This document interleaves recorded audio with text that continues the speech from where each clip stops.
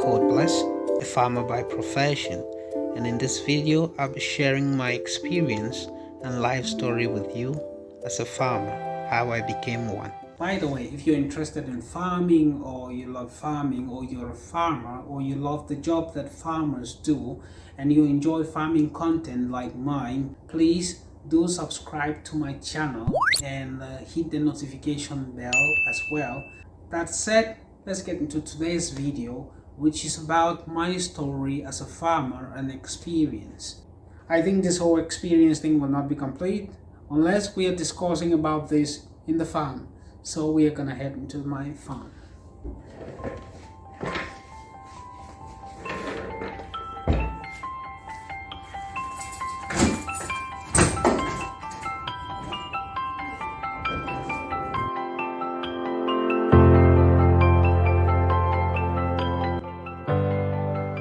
I find it very interesting that a lot of people consume chicken, but they have no idea how much attention, details, and all of that goes into the production of chicken before it finally gets to their plate. When I first started my career as a farmer, I was practically into crop production, which was my specialization. But you see, because our training in the agricultural sector cuts across every sector in agriculture, it's easy for a farmer to switch from crop production to livestock farming and quickly adapt and grasp every aspect that's involved in that particular sector of production. So that's what actually happened with me, and I'm now a chicken farmer.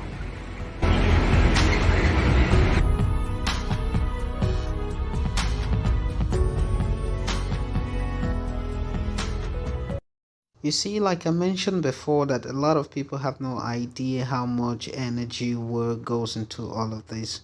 But when I see them enjoying the meal, I feel very happy. I feel like, okay, something that I've done has benefited someone, or someone has had a beautiful day because they had a good meal.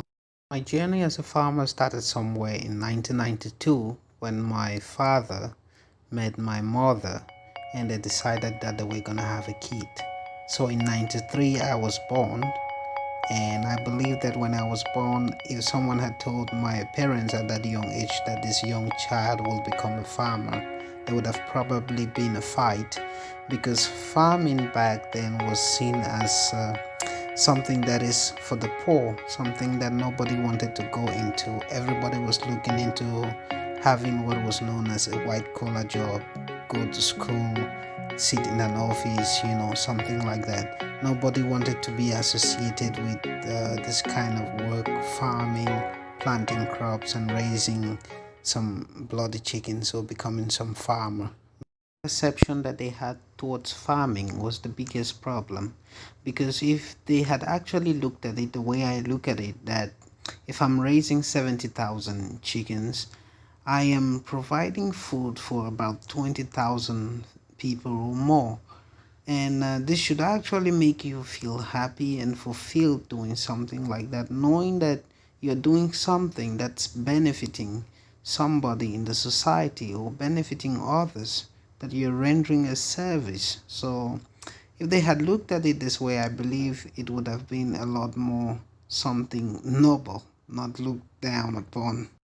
So my father was a merchant and my mother was a part-time teacher. But it wasn't long before they both realized that they will have to farm to support the family.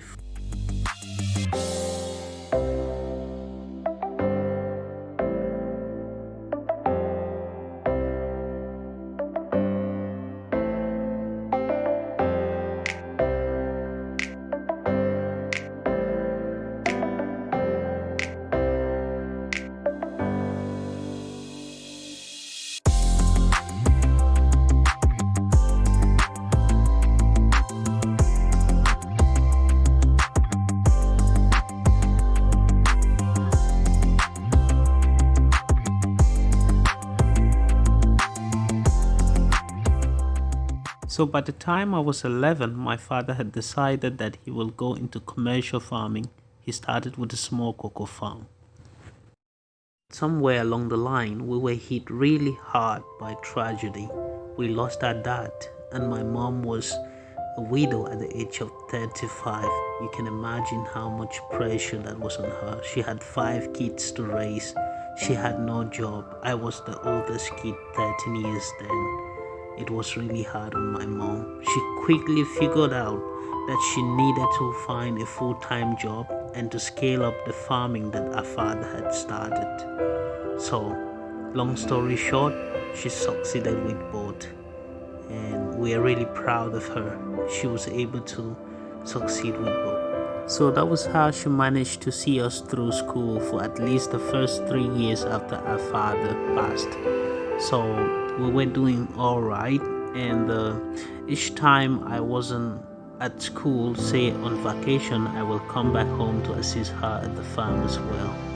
So we quickly adapted to the new situation, and we were able to fight together, and we survived it. It was tough. So before we knew it, 5 years had passed, and I had completed my high school. I was 18 then, and it was time to get into the university. Actually, that was the break-even point for me, because that was when I decided that if there's anything to improve on in my family, it will be on that one aspect that has been sustaining us. That's how I got into the Faculty of Agriculture and Veterinary Medicine, where I took a 4 year course to study. The program was really hectic. Field studies, field visits, it was really tough, coursework.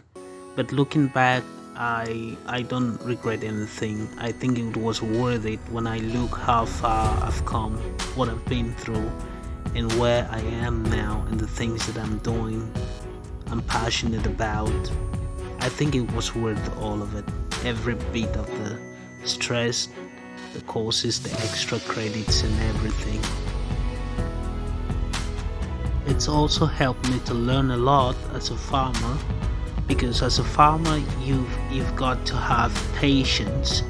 You cannot force the birds, you cannot force the plants, you cannot force things all the time.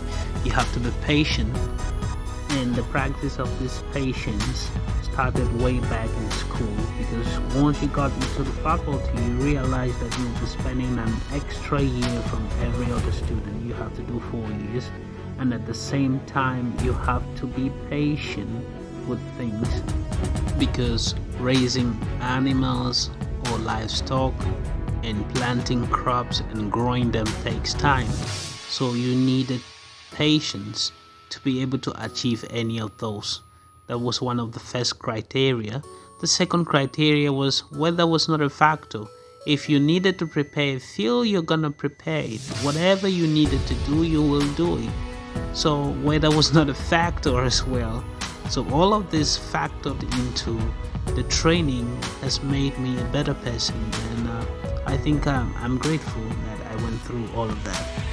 So after 4 years, I graduated, and I decided that I was not only gonna help with the family farm. I went into business for myself, growing tomatoes, cabbages, maize, okra, and the rest, alongside supporting the family coco's business as usual. So you see, it's been a long way down this farming thing of mine.